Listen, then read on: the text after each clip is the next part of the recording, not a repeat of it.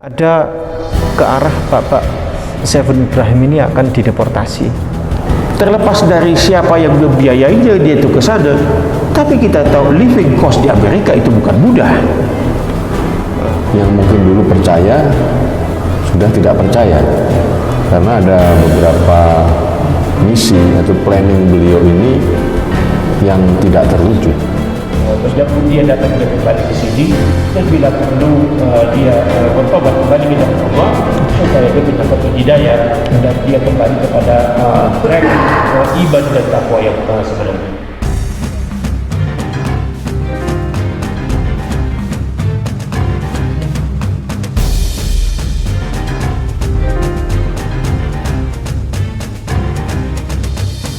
A'udzubillahi minasyaitonirrajim. Bismillahirrahmanirrahim.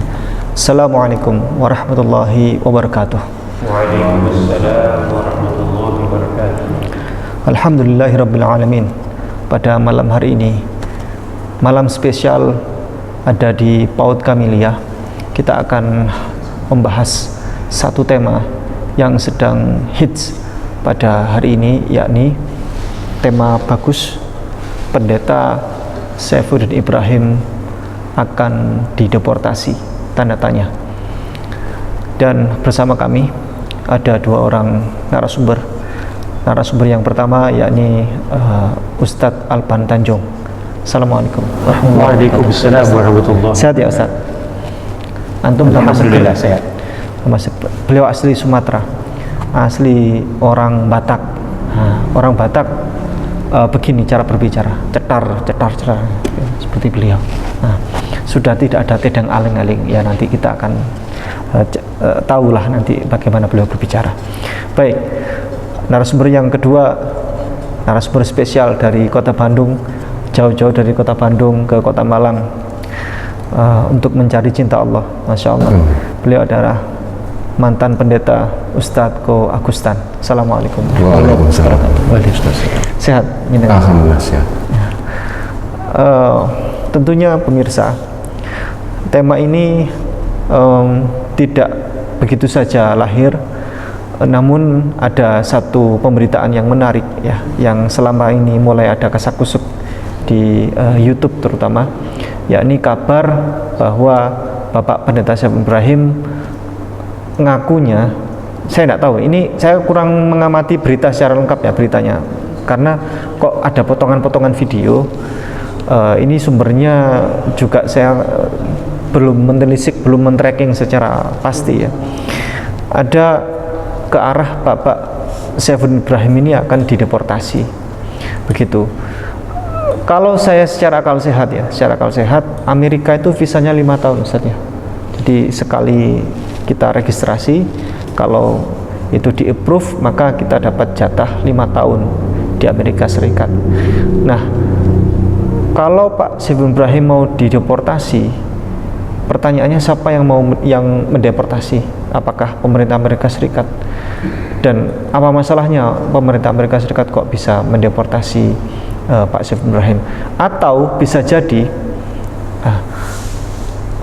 pemerintah Amerika Serikat sudah mendengar kabar tentang Pak Saiful Ibrahim, dan pemerintah Amerika Serikat itu sebenarnya yang ditakuti oleh mereka itu bukan terorisme, bukan teroris, bukan siapapun, tetapi yang paling ditakuti oleh Amerika Serikat itu adalah orang yang stay tinggal di Amerika dalam waktu yang jangka lama. Iya, itu paling ditakuti oleh pemerintah Amerika Serikat.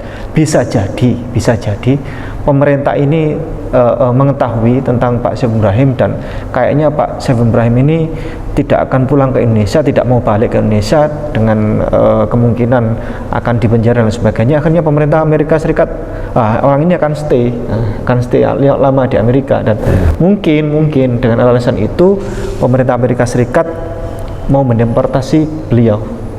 Tapi bisa juga berita ini Ustadz, berita ini adalah hanya test the water oleh Pak Saiful Ibrahim, padahal tidak deportasi, tapi beliau memberitakan tentang beliau akan dideportasi dengan tujuan yang saya tidak tahu. Saya tidak tahu, ini berita ini kurang begitu jelas juga. Oke, saya akan kepada Tuan Guru Ustadz Agustan dulu untuk memberikan komentar terkait ini. Monggo Ustadz. Baik, bismillahirrahmanirrahim. Assalamualaikum warahmatullahi wabarakatuh. Waalaikumsalam. Yang saya hormati Ustadz Alfian Tanjung ya. Alpan Tanjung. Alpan, Iya. ya, Ustadz Alpan Tanjung dan Ustadz Ipung ya, yang dimuliakan oleh Allah. Ini mohon maaf saya pakai masker rada batuk sedikit Ustadz. Ya, jadi pakai ini, takutnya pas batuk bisa ditutupin. Sebetulnya kasakusuk ini sudah cukup lama Ustadz. Beberapa bulan yang lalu beliau juga menyampaikan akan hal ini. Gitu. Nah, ini yang kesekian kalinya. Ya, beliau katakan kurang beberapa hari begitu. Memang dengan mimik yang kusut juga sih. Sudah tidak ada semangat lah ya. Iya. Tidak ada semangat lah gitu. Iya. Seperti itu. Jadi kemungkinan juga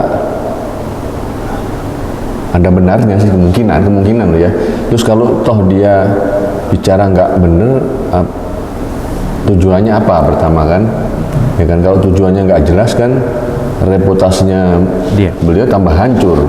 Saat sekarang ini kan juga sudah terjadi yang namanya erosi, yang tanda kutip yang mungkin dulu percaya sudah tidak percaya, karena ada beberapa misi atau planning beliau ini yang tidak terwujud. Salah satunya kan gereja Murtadin ya. Gereja Murtadin itu kan ya hanya slogan saja sih. Tapi beliau menginisiasi beberapa gereja kok. Artinya hanya menginisiasi. Mensupport dan istilahnya menjadi inisiator juga, tapi tim ya, bermain tim. Tapi kalau untuk beliau sendiri, gereja yang artinya beliau bangun sendiri masih belum ada. Tapi kalau secara tim, beliau beberapa gereja ada. Ya mungkin juga lah ya, tapi sebetulnya dengan konteks orang-orang yang mendewakan beliau ini kan banyak sebetulnya.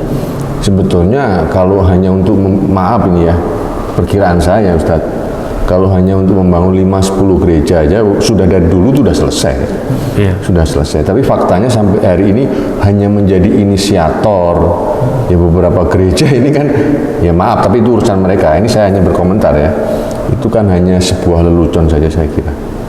Ya kan? Karena dia sendiri konteks pada waktu-waktu itu sampai sekarang pun ya ini memang mulai turun ya.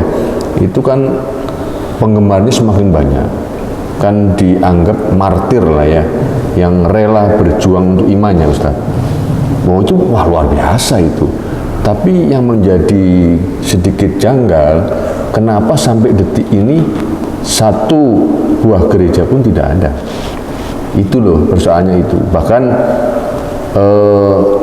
sebetulnya seperti Pak Saifuddin ini enak karena dia tidak menggunakan lembaga, yayasan. Oh iya. Itu kan nomor pribadi. Dia bergerak pribadi. Nah, Iya. artinya kan begini Ustadz, kalau maaf ya, ada satu niatan yang tulus untuk membangun satu niat yang diimaninya, wah itu spektakuler. Karena nggak perlu audit kan? Iya. Loh itu aku dikasih orang kok, disumbang orang, Iya. ya kan? Kan artinya kalau yayasan kan ada hak untuk membuka, ya kan? Rekaman, laporan itu kan? Iya. Ya, itu kan berhak siapapun ketika dituntut wajib dibuka, kalau enggak bisa dituntut kan? Iya. Audit. Diaudit. Nah beliau ini kan nggak ada. Saya kira kalau dia berbicara sekali lagi dalam khasanahnya dia ya, hujan menghujat itu kan katanya cinta akan imannya, ya kan? Rela begini karena sudah ditebus, ya kan? Ya saya kira harus ditunjukkan, gitu loh. Nah ini kan tidak terbukti. Ini ambigu sekali dengan apa yang disampaikan. Berarti ya mohon maaf pemirsa ya saudaraku yang di sebelah yang saya menggunakan bahasa Ustadz kan kayak namanya yang saya cintai, jangan tersinggung. Ini faktanya gitu loh. Faktanya. Cuma saya sebel itu kan kalau misalnya kita yang terjadi. Saya kira begini ya, kita harus realistis lah. Entah itu Islam, entah itu Kristen, bisa saja semua terjadi. Ya, kayak momen ATC ini kan kita disikat habis-habisan. ACT. ACT ya, untuk ACT ini. Padahal hal seperti ini di saudara kita sebelah itu juga banyak. Iya. Saya pernah di sinode, Ustadz. Iya. Saya pernah ngawulo. Kalau habis nyantri itu ngawulo dulu kan? Mengabdi. Mengabdi. Saya tahu abang ijone itu saya tahu. Iya. Amplop nyasar harusnya ini buat si A, nyasar ke si B itu saya tahu. Makanya kalau channel-channel saya yang dulu kan, wah saya kan ngotot kan, padahal sampai nggak punya rem kan, seperti itu. Karena itu tadi, saya di Islam ini saya ulang terus, nggak ada apa-apa kalau sifatnya insidentil kepada perorangan atau lembaga yang tidak sampai 10% itu, ya semua bisa terjadi. Tapi kenapa sih kok kalau Islam yang terjadi kok kalian heboh banget sih rasanya? Heboh banget ya. Ini sekarang zaman media kan terbuka. Ya kan saya dapat kiriman ini kok bisa buat YouTube ini. Maaf, pendeta nidurin pekerjanya, istrinya menuntut. Artinya kan ada. Tapi kita nggak pernah heboh. Ya kalau sekarang ada YouTube, teman-teman YouTuber yang lain ya artinya membuat itu. Ya karena juga secara manusia juga sebel juga, Ustaz, gitu kan? Ya. Masa kita mau diem aja? Ya. Kita sebagai manusia kan punya perasaan juga, ya kan? Saya kira kan seperti itu. Jadi, ayolah anda-anda ini berpikir cerdas. Gereja Murtadin itu udah berapa tahun, gitu loh. Kok sampai sekarang satu pun nggak ada nongol? Saya mau tanya duitnya kemana? Kan kasihan banget ini, kan kasihan banget gitu, ya kan? Iya. Kasian banget. Ini ya ironi. Dibilang kalian ini kaum yang pinter-pinter bodoh atau bagaimana kan istilahnya seperti itu kan. Jadi yang saya rasakan dulu umat ini, apalagi kalau udah tahu pendetanya puasa. Saya dulu kan puasa 3 hari pernah beberapa kali. Dalam Kristen kan ada 40 hari 40 malam pernah, tapi waktu bukanya itu sekali. Misalnya saya buka jam 7, ya jam 7 terus. Setelah makan minum sambung lagi sampai 40 hari. Nah terus kalau kelihatan alim itu, jemaah itu, wah kayak mendewakan begitu loh. Mendewakan begitu luar biasa. Padahal, ya mohon maaf, ya ini saya sampaikan karena ini tadi ya, sedikit-sedikit ketika ya maaf, di Islam kita juga harus mengakui ada oknum ya, Ustaz ya, yang seperti citra jelek gitu. Seperti itu kan, ya, dan kita mayoritas. Jadi aspek kejadiannya itu tentunya lebih besar kalau dikomparasi kepada mereka kan, seperti itu. Tapi kalau ada begitu, itu bahan khotbah loh, Ustaz. Itu gak bahan khotbah itu. Oh, gitu ya. Bahan khotbah itu. Iya. Artinya kesempatan berharga untuk memanfaatkan peristiwa yang terjadi dalam agama Islam gitu. Betul. Ya. Itu momen-momen yang memang tidak disia-siakan kembali. Ya. Itu fakta. Jadi saya kira Sofia jangan takut, yang bertanggung jawab atas penyampaian saya akan bertanggung jawab. Itu empirisme itu fakta. Sekarang gini, coba lihat aja ya. Kalau ingin bukti di gereja-gereja berkaitan tentang testimoni, ya, coba lihat aja, itu kan sudah mulai berani. Yang sesuai yang saya omong tadi, itu banyak, gitu loh. Nah, kalau saya yang dulu tahu memang berani mengeksekusi ini, waktu tukar mimbar syarat kami semua mau buat bukti gitu loh, Ustaz. Tapi ya, dengan zamannya media ini tetap ada juga yang lolos kan? Testimoni yang menghantam iman Islam itu kan. Bahkan saya ini selama 3 tahun menjadi seorang Islam, nggak ada kok yang menyebut saudara kita yang di sebelah itu, nggak ada. Allah ya, saya dilaknat kalau saya bohong. Nggak ada nyebut, maksudnya khotbah menyinggung iman orang lain. Sampai detik ini belum saya mendengar. Oke. Tapi kalau waktu sholat Id itu berbicara tentang kekafiran, ada sekali. Ada. Tapi kalau Jumat belum pernah. Oke.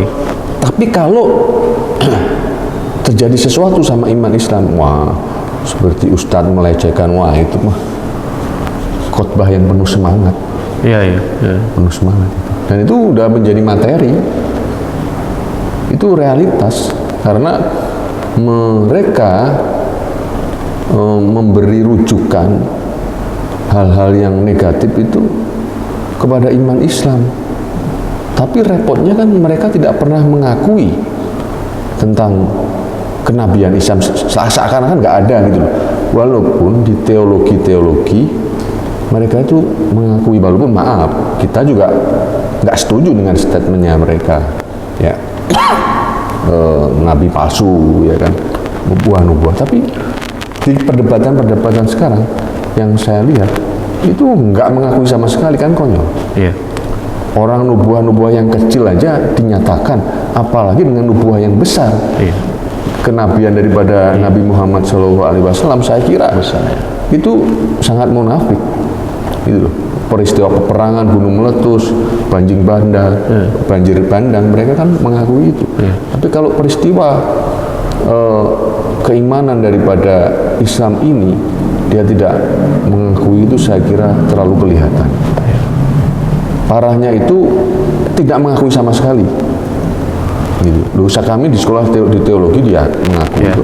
Walaupun ya maaf itu tadi tidak dianggap sebagai nabi yang sah lah. Tidak dianggap sebagai nabi yang sah. Nah, ya maksudnya nabi palsu lah. Nabi palsu. Versi mereka. Tapi kan artinya masih mengakui. Kalau sekarang di dalam perdebatan YouTube itu kan sudah tidak sama sekali itu. Ya kita nggak ingin juga pengakuan mereka. Tapi ini kan tersirat dan tersurat, mereka nggak konsisten. Gitu loh, Ustaz. Oke.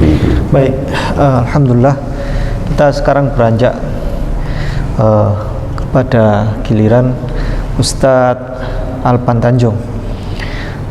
Gimana menurut antum Ustadz terkait isu adanya Bapak Pendeta Syafii Ibrahim akan dideportasi? Intinya kalau dideportasi berarti kan akan kembali ke Indonesia, atau bisa jadi kembali ke Indonesia tapi bukan alasan dideportasi misalnya.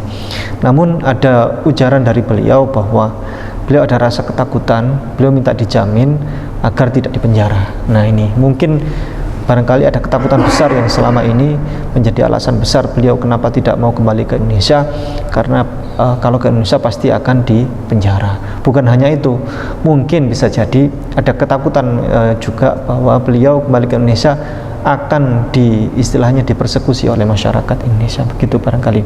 Monggo Ustaz. Bismillahirrahmanirrahim. Alhamdulillah, segala puji bagi Allah.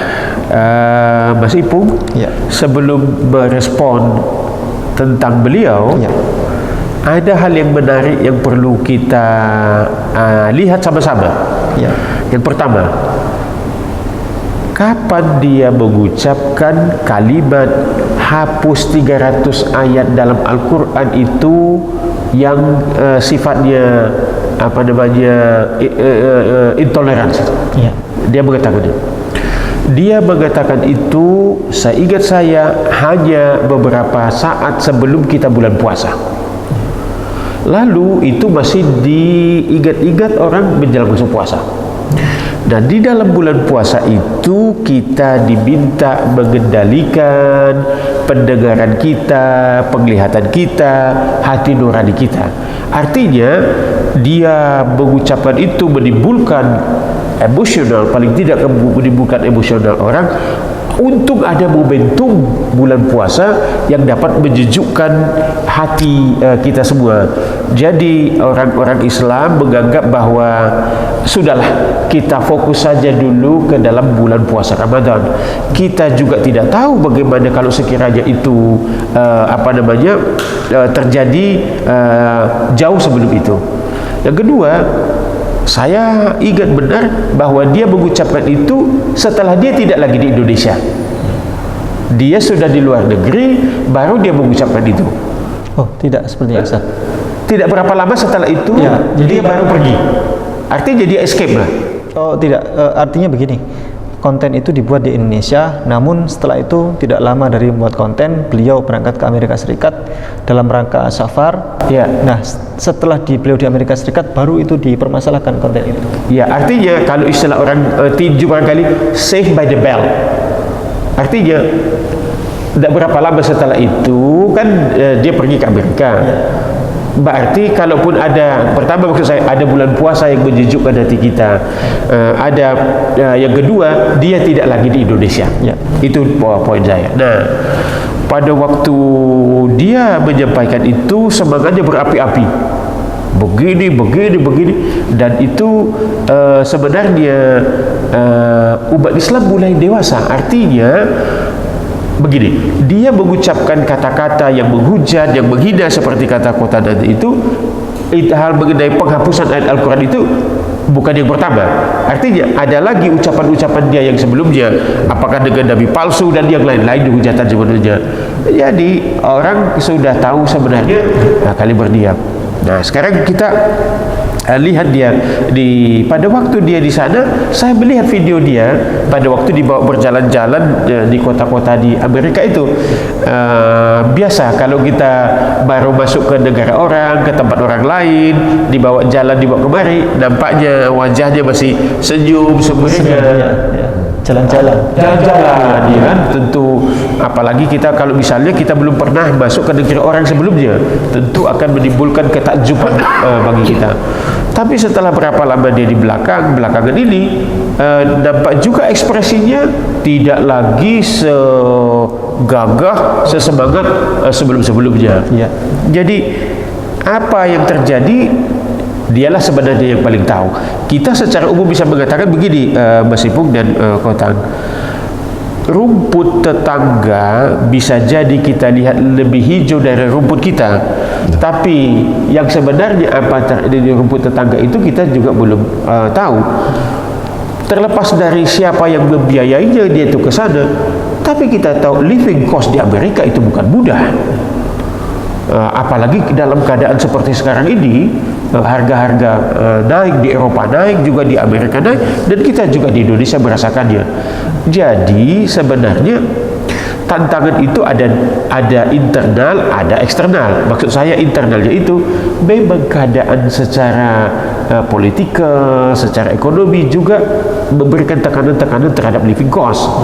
Yang kedua, kemudian yang menarik juga, untuk membiayai itu kan tidak mudah. Betul.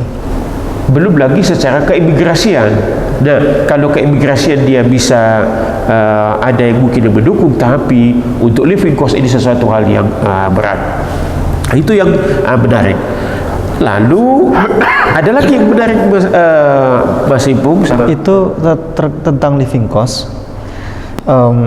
Ada beberapa informasi menyatakan bahwa dari saudara kita, dari Kristiani itu banyak sekali yang mulai mundur, tidak lagi mensupport beliau.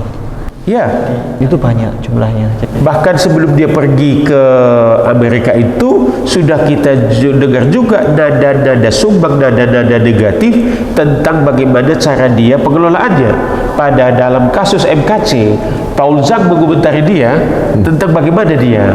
Jadi dulunya dipandang satu gelombang, sampai sekarang satu gelombang, tapi kalau ibarat radio zaman dulu, kita nyetelnya kresek-kreseknya itu masih sudah mulai muncul, dan kresek-kresek gangguannya itu semakin tidak bisa ditutup-tutupi.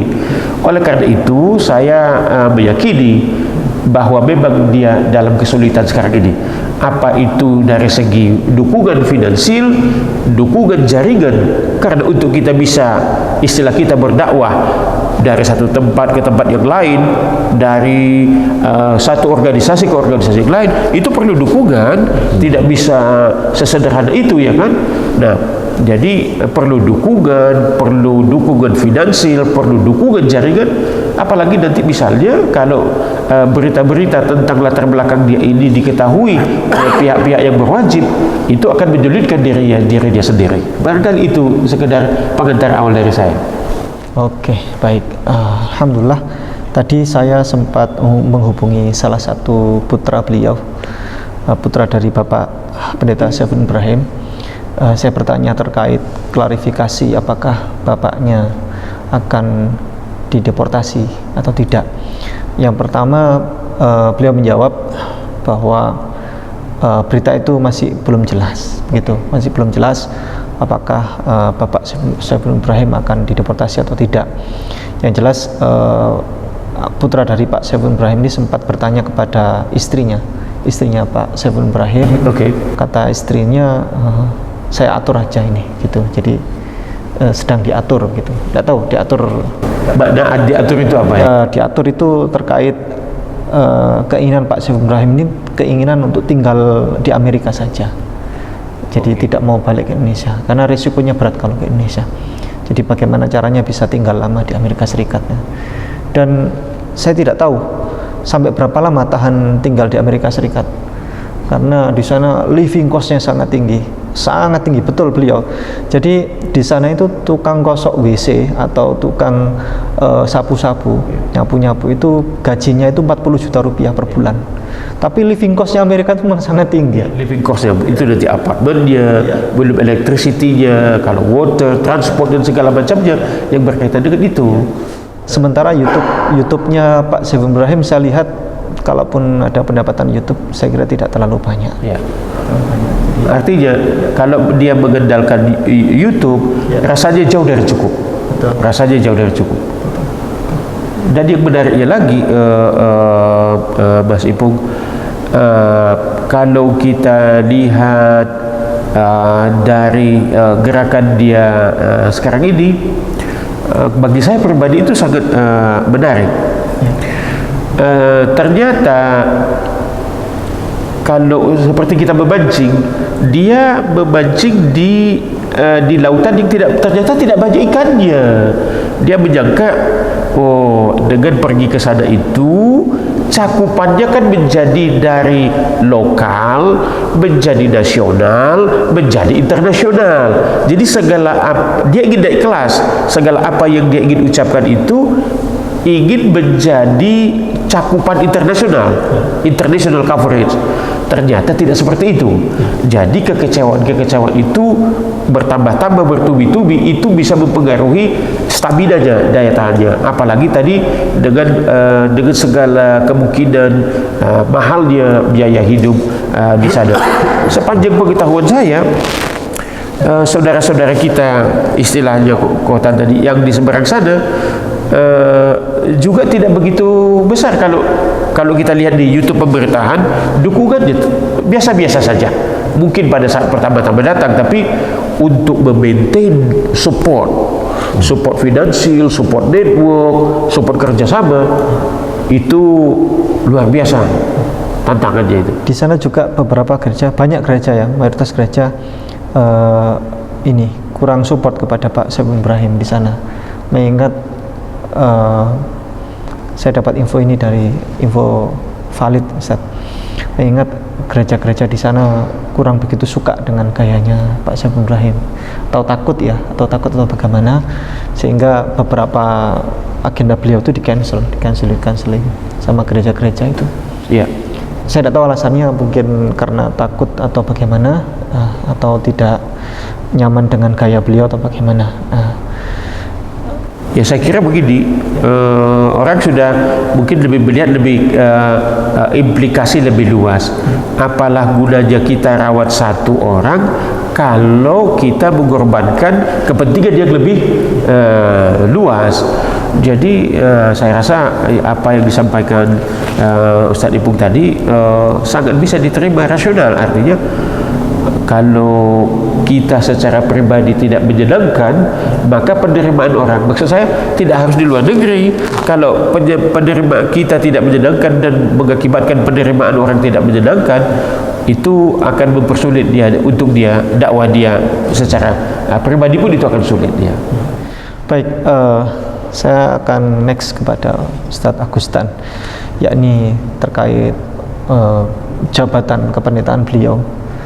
Untuk menjadi seorang pendeta kan panjang yang harus dilalui. harus sekolah teologi, sekolah Alkitab, menempuh itu semua dilalui harus beberapa tahun. Nah, ini Pak Saiful Ibrahim setelah beliau masuk Islam, ya, itu sangat cepat Setelah pindah keluar dari Islam. ya, langsung setelah masuk Kristen dari Islam, mohon maaf, ada relak perkataan, setelah beliau dari Islam masuk Kristen, beliau dengan sangat instan mendapatkan gelar PDT. Itu bagaimana? Ya, inilah salah satu bukti bahwa jabatan itu bisa dibeli, Ustadz.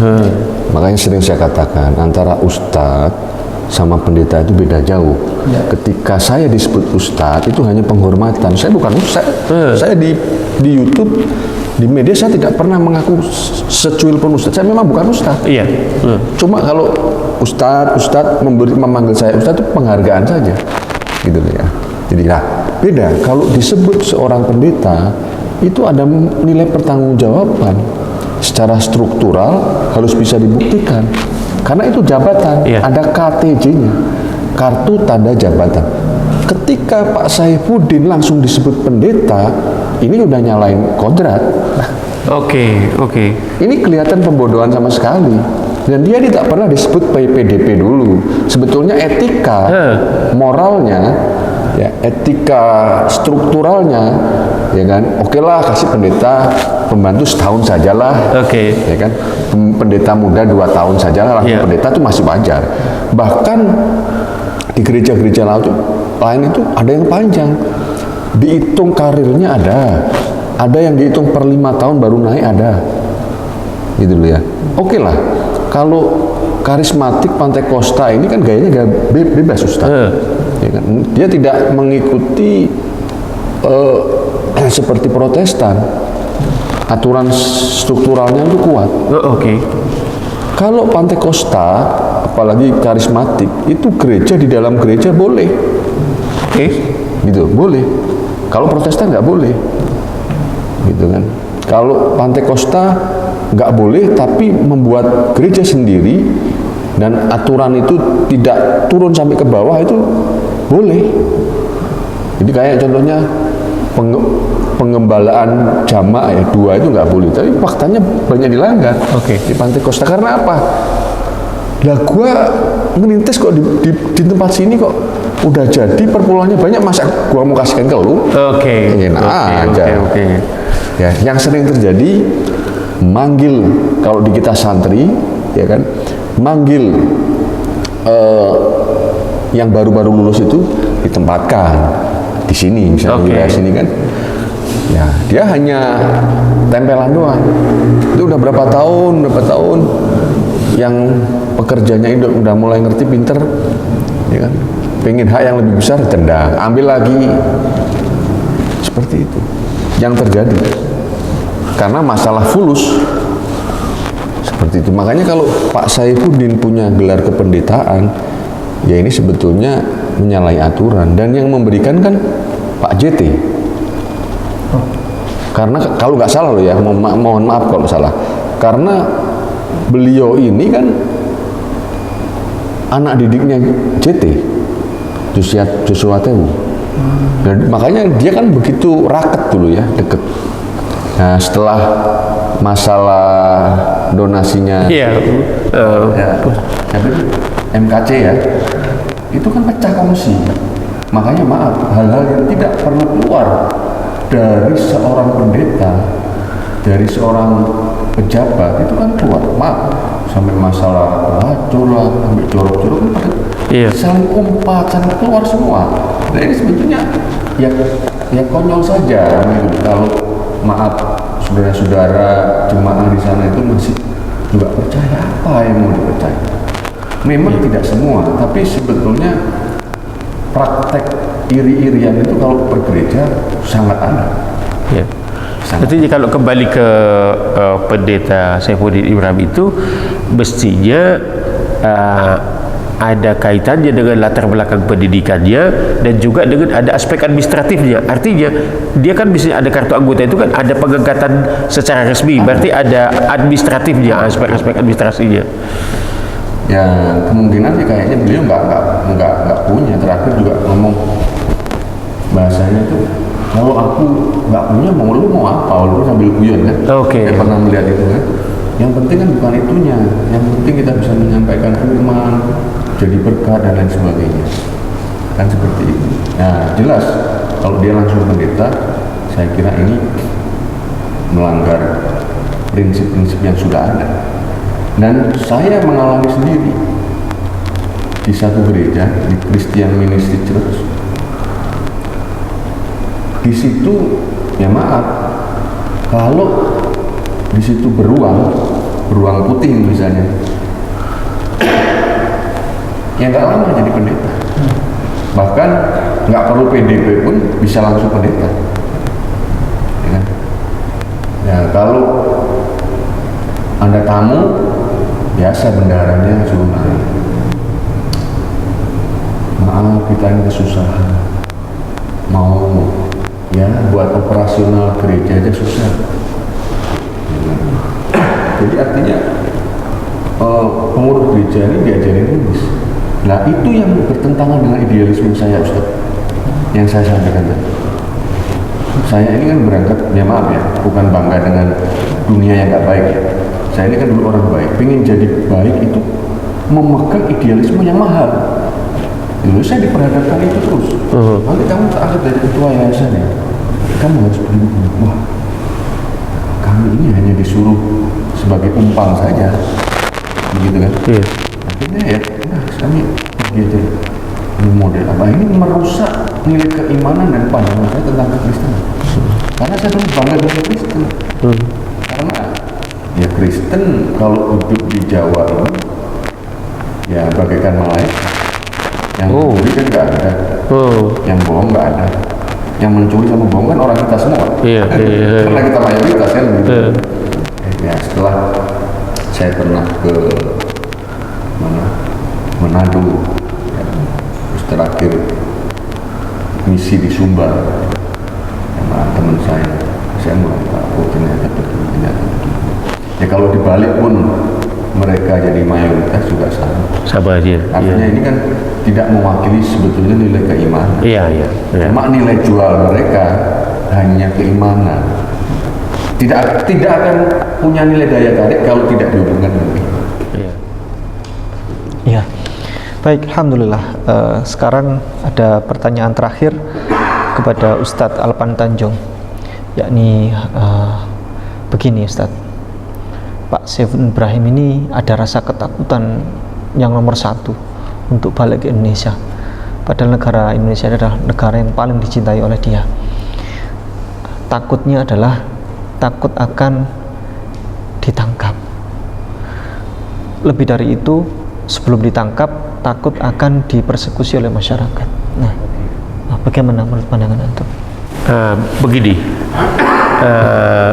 Pak Saifuddin Ibrahim sendiri adalah asli orang Indonesia.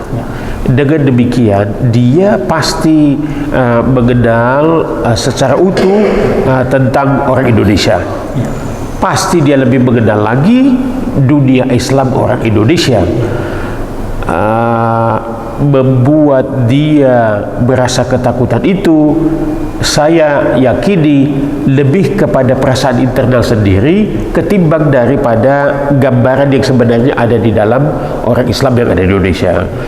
Orang Islam Indonesia ini dikenal bukan hanya di Indonesia, di luar negeri.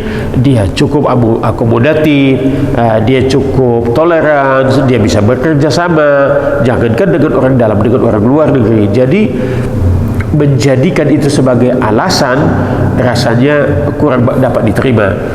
Saya secara pribadi lebih senang menyambut dia datang, dia kembali ke sini, dan bila perlu dia bertobat kembali ke jalan Allah supaya dia mendapatkan hidayah dan dia kembali kepada track iman dan takwa yang sebenarnya. Tidak berlebihan, karena secara keseluruhan keadaan di Indonesia pun kondusif, tenang, tidak ada keributan antar golongan, tidak ada keributan antara satu dengan yang lain. Jadi keadaan di Indonesia ini dari segi apapun kita lihat sebenarnya dalam keadaan kondusif. Jadi silahkanlah, ini adalah tanda tumpah darahnya. Kita tidak punya kewenangan juga untuk menolak dia atau menahan dia di sana. Mudah-mudahan dia menggunakan akal pikirannya yang jernih, bahwa ini ada Indonesia, ini adalah tumpah darah saya, orang Indonesia itu ramah, damai, tentram, maka kembalilah ke Indonesia dengan perasaan seperti itu. Dan saya nggak yakin dia akan dipersekusi secara fisik ya. Tapi kalau misalnya ada hal-hal yang dia pertanggungjawabkan dari apa yang diucapkan, di mana ada orang tertentu, ada kelompok tertentu yang merasa terhina, tersinggung, maka itu konsekuensi lain daripada dia sendiri, bukan kepada orang Islam secara Indonesia. Secara umum saya yakinnya tidak akan mempersekusi dia gitu. Jadi kembalilah ke Indonesia, ke tanah air Indonesia ini ya. Beliau meminta jaminan kepada siapapun ya, agar beliau tidak ditangkap ketika di Indonesia. Bagaimana Ustaz? Yang mempunyai otoritas menangkap atau tidak itu kita kan tidak punya. Yang mempunyai itu, kalau dalam hadis misalnya keimigrasian mempunyai otoritas misalnya untuk mencegah orang pergi atau untuk menolak orang masuk. Tapi kalau misalnya nanti dalam kaitannya ini kan misalnya menangkap itu kan kewenangannya ada di polisi. Jadi kalau dia minta jangan ditangkap, kepada kita rakyat rasanya nggak relevan. Itu kepada pihak, mestinya dia meminta jaminan itu, kalaupun dia meminta adalah kepada pihak yang mempunyai kewenangan untuk menangkap, bukan kepada kita sebagai rakyat begitu. Jadi saya sendiri yakin dia tahu bahwa minta jaminan itu kepada siapa. Artinya tidak mungkin meminta jaminan kepada pribadi-pribadi orang Indonesia, tidak gitu. Ya, saya kira begitu. Dan kalaupun ditangkap, mungkin hal yang paling meringankan beliau adalah yakni ketika di pengadilan. Ya, di pengadilan beliau harus memastikan untuk menjawab semua tuntutan dan pertanyaan hakim secara detail, dan insya Allah dari situ mungkin bisa meringankan hukuman untuk beliau. Itu mungkin saya kira begini. Baik, ada tambahan yang mau bisa menambahkan atau kita akhiri? Ya. Saya tambahkan sedikit. Ya, sebetulnya ketakutan beliau ini kan sebetulnya itu bagian dari penyesalan, saya kira ya. Ya menarik juga.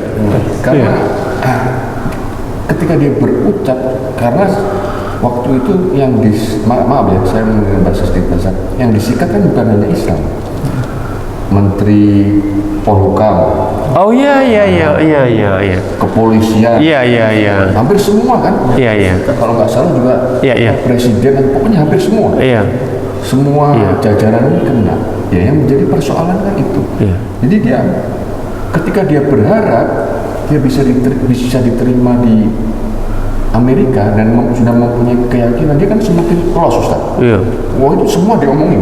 Sampai teroris Papua dia dukung, dan dia ikut gaya Paulusan. Iya. Dan Paulusan kan sindir juga. Iya. Kamu mengikuti gaya itu sudah sedikit telat. Kamu harusnya ikut aku, aramu bukan pesan fisik. Ya, ini terbukti. Iya. Terbukti. Nah, dan pas bagian yang kedua, sebetulnya beliau ini ingin mengukir kejayaan di masa pertama. Fasenya dia kan udah redup, ya kan? Redup dalam hal semua nih saya lihat, ya kan. Nah, persoalannya dia ini kan nggak punya jemaah. Iya. Dia tidak punya jemaah, dia tidak punya gereja. Jadi makanya kalau ada lucu sih sebetulnya. Kalau dia berpikir tentang visi gereja murtadin, itu sebetulnya rada konyol. Dia ingin membuat kompetisi dari masjid mu'alah. Oke. Gereja murtadin versus masjid mu'alah. Iya. Ini kan hanya sebuah guyonan sebetulnya. Guyonan yang dia sampaikan untuk membangkitkan semangat jemaah-jemaah orang lain ini maksudnya. Karena sekali lagi Pak Saifuddin itu tidak punya mental untuk mendirikan jemaah, itu beda loh. Beda. Orang kalau belum pernah mendirikan jemaah itu beda. Walaupun sekali lagi kemampuan untuk mendirikan jemaah sebetulnya sangat mudah. Dengan kejayaannya dia pada waktu itu sangat mudah. Didukung dengan finansial, sangat mudah. Sekarang itu ngomong nggak usah susah-susah lah, sewa ruko atau lebih aman mau di mall kan? Itu malah nggak ada yang ganggu. Sebetulnya kalau dia punya visi tentang gereja, kenapa nggak dia mulai dulu? Nah, untuk sewa mall sebulan 30-40 juta sebulan itu nggak susah. Kenapa kok nggak dimulai itu? Ini kan sebut tanda kutip. Ini kan hanya ada misi abal-abal. Sementara donasi itu masuk terus ngalirnya kemana nggak pernah tahu. Ini sebetulnya maaf ya, kebodohan yang akut gitu. Yang akut. Ya akhirnya lama-lama juga mengerti. Tapi sebetulnya dengan visi misi yang biasa itu bagus. Kalau dia mau yang saya sampaikan tadi, kontrak aja. Umum sekarang kontrak ya, ruko. Betul. Yang diperlukan itu gedungnya. Gereja itu adalah kumpulan orang-orang percaya kepada siapa? Kepada Kristus. Jadi bangunan itu nggak perlu. Bangunan sudah urusan gedung, gereja, betalim nggak perlu. Orang-orang sekarang mana aja. Yang penting punya gedung bisa diterima masyarakat udah selesai. Apalagi kalau di kota gede nggak ada susahnya. Nah ini satu realitas yang memang saudara-saudara di sebelah harus diterima. Tapi kan itu udah dibodohi habis-habisan, ya. Dibodohi habis-habisan. Sehingga sekali lagi ini tadi gereja murtadin Indonesia sampai saat ini belum menjadi kenyataan. Menjadi kenyataan, hanya ilusi belaka. Begitu Ustaz. Ya baik, mari kita akhiri dialog yang luar biasa ini. Namun tetaplah kita ada pada jalur koridor yang benar. Tetaplah kita ada pada persatuan dan kesatuan Indonesia.